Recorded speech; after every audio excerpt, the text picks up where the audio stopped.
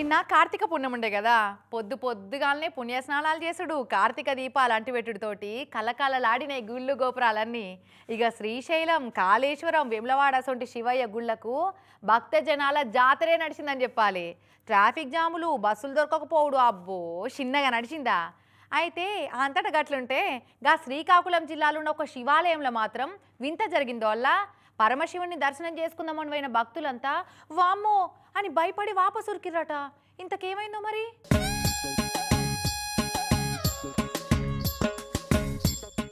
ఎందుకంటే ఇక గిందుకన్నట్టు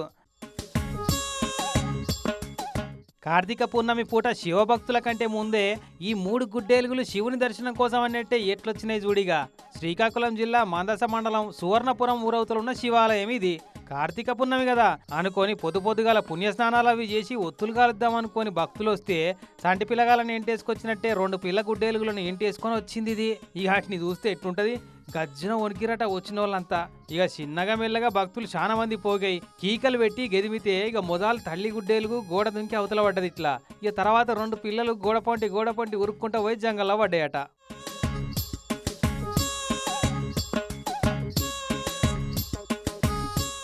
మరి కొబ్బరి చిప్పలు దొరికితేనే వచ్చినాయా, పండ్లు పొలాలు ఏమైనా దొరికితేనే వచ్చినాయో, లేకుంటే కార్తీక పూర్ణమి సెలబ్రేషన్స్ ఎట్లా చేసుకుంటున్నారో ఈ శివభక్తులు అని చూడబుద్దయిందో గాని మొత్తానికి సువర్ణపురం శివభక్తులకు సరిపూట శివరింగ్ బుట్టించి పోయినాయి.